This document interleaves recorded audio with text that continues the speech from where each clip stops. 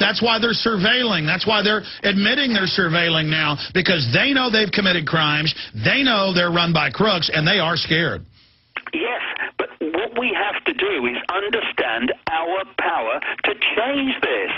You know, we're talking about a handful of people in full knowledge manipulating the lives of billions. What are we doing? Well, that's why you've written the new book, Mankind, Get Off Your Knees. Yeah, Human Race, Get Off Your Knees, it's called. It's just out, and the subtitle is The Lion Sleeps No More, because within us is a lion. It is the real human being being suppressed by the human being that has been programmed to think it has no power, the human being to fear authority, to fear the consequences of taking on authority, of refusing to cooperate with authority. That's the lion I'm talking about within people, and that lion is starting to come out, but it needs to come out in very much larger numbers. And we need the police and the military and others who are starting to wake up to realize you're compartmentalized as well. The globalists have genetically modified the GMO food to sterilize and give you cancer.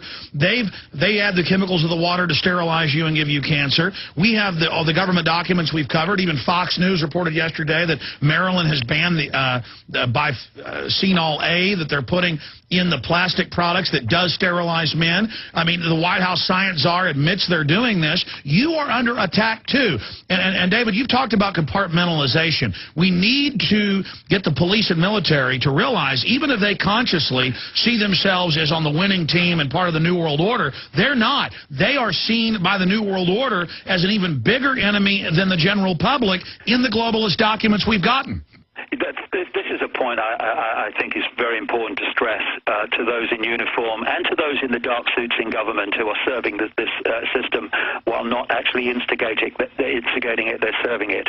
You have no power. I don't care if you're in the military. I don't care if you've got how many kind of stars on your uniform. I don't care what level of the police force you're in. I don't care if you're doing roadblocks. I don't care if you're pulling people off the street. I don't care what you're doing. You have no power. Your uniform has the power. Take your uniform off, okay? Put it in the wardrobe. Where's your power? Go and get another job. Without that uniform, where's your power? You have no power. You are employed to animate that uniform, which is an extension of the state, and that's all you are, and therefore you are expendable. While you give your soul away, while you give your mind away, while you give your morals and decency away, advancing this fascist dictatorship, you will be okay with the fascists that you're serving. But your children and your grandchildren have to live in the world you are creating. And one day you're going to have to understand that, and I don't envy you that moment, because it's going to be horrific when it dawns upon you the world that you've actually created. The people in uniform and the dark suits that administer the system while not being the originators of it, they have to start breaking ranks, okay? Get some backbone, open your mind, look at what's going on, and get some frickin' backbone before you administer and impose and enforce a world that will be grotesque for your children and grandchildren. In fact, not even that, for yourself. Eventually. Yeah, you're not going to have to wait now for your kids to be destroyed. No, you're not. Absolutely. And David, very well said there. I want to try to keep you 5 minutes into the next hour before Sheriff Richard Mack, so we have as much time as possible to go over issues. But I really do see the denial lifting. People, a lot of them don't have, even a partial view of what's going on, but they know something's wrong, and that's why I challenge people to don't expect you're going to save the world by yourself or overnight. Hollywood pushes that image of Arnold Schwarzenegger or John Wayne saving everybody, and people always look to me, they look to you, others, Ron Paul, you've got to save us. No, it's that act of defiance, that act of awakening, that act of courage. Resistance is victory, and it's understanding the enemy, and it's everybody speaking out. One little cricket isn't very loud. But you get a field of those, it is a deafening roar. And we're a lot bigger and more powerful than a cricket. And we've all just got to do little things every day and realize what's going on. And this system will come to a halt. And they know that. And they are desperate to throw us into a crisis, to make themselves matter, to make us beach ourselves on their government, on their corporate structure. And so many people within their system are starting to defect. So many people that have become powerful off their system call me, contact me, talk to me off record, and they say, I wish I would have known this. So many people that even work for the system are compartmentalized, and now through my broadcast, your work, and others, they can finally see the larger paradigm around them from the cog that they filled. And so by getting that full spectrum analysis, they can then see the full spectrum dominance that the globalists have built. I mean, Rothkopf, who we had on the show, who wrote Superclass, says there's less than 6,000 people that rule the world and only 20 families that they serve. So this is now admitted publicly. And we can defeat these people. We must defeat these people. During the break, I said, what do you think is most important to finish off with? And he said, Albert Pike's letter. And I've read his book, Morals and Dogma. Of course, this letter is reported to be at the British Naval Museum. He was a Confederate general, the founder of the Klan, a British agent trying to break up the U.S. with the Civil War. And all of that's been confirmed. But this letter is just amazing, the way it predicted everything they've done. So go over some of that letter, the 3 phases in the last 5 minutes, David. Go ahead. Well, Albert Pike, who, of course, was a massive Freemason, an absolute Freemasonic god. And, of course, his statue is in Washington, D.C., right next to Washington, D.C. police headquarters, which is quite appropriate, I would say. We're dealing with Freemasonry. And it's alleged that he wrote this letter to a guy called Mazzini, a very infamous Illuminati operative. And he predicted in this letter 3 world wars that were coming. It was alleged to have been sent or written in 1871.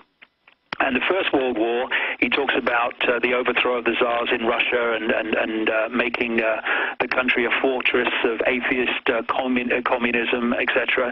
He talks about bringing the British and Germanic empires into the war.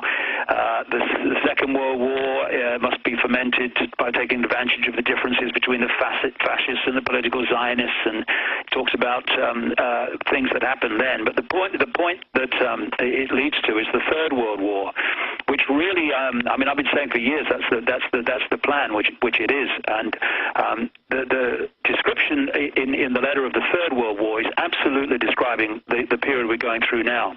He says this: the Third World War must be fomented by taking advantage of the differences caused by the agentur of the Illuminati between the political Zionists and the leaders of the Islamic world. The war must be conducted in such a way that Islam, the Muslim Arabic world, and political Zionism, the State of Israel, mutually destroy each other. Meanwhile, the other nations, once more divided on this issue, will be constrained to fight to the point of complete physical, moral, spiritual, and economic exhaustion. We shall unleash the nihilists and atheists. We shall provoke a formidable social cataclysm, which in all its horror will show clearly to the nations the effect of absolute atheism, origin of savagery, and of the most bloody turmoil. Then everywhere the citizens, obliged to defend themselves against the world minority of revolutionaries, will exterminate those destroyers of civilization, and the multitude, disillusioned with Christianity, whose deistic spirits will from that moment be without compass or direction, anxious for an ideal but without knowing where to render its adoration, will receive the true light through the universal manifestation of the pure doctrine of Lucifer, brought finally out into the public view.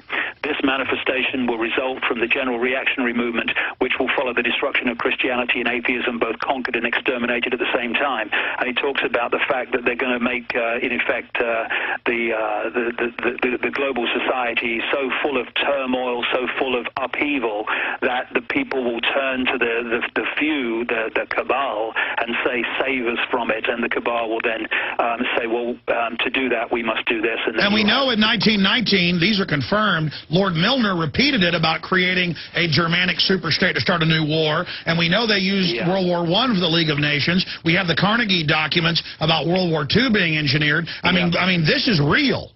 Yeah, I mean, Milner was the head of a secret society in London called the Round Table, which spawned the Trilateral Commission and the CFR. the Council on Foreign Relations, the Royal Institute of International Affairs.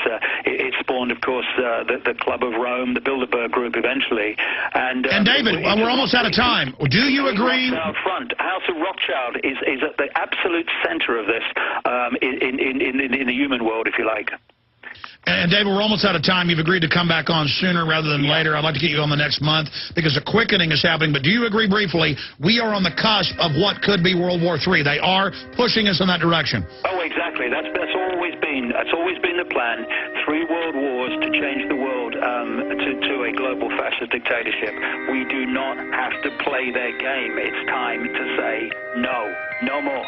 David, amazing. I look forward to speaking to you in the near future. Let me say bye to you during this break. Sheriff Richard Mack with solutions on taking back our county. Straight ahead. Stay with us.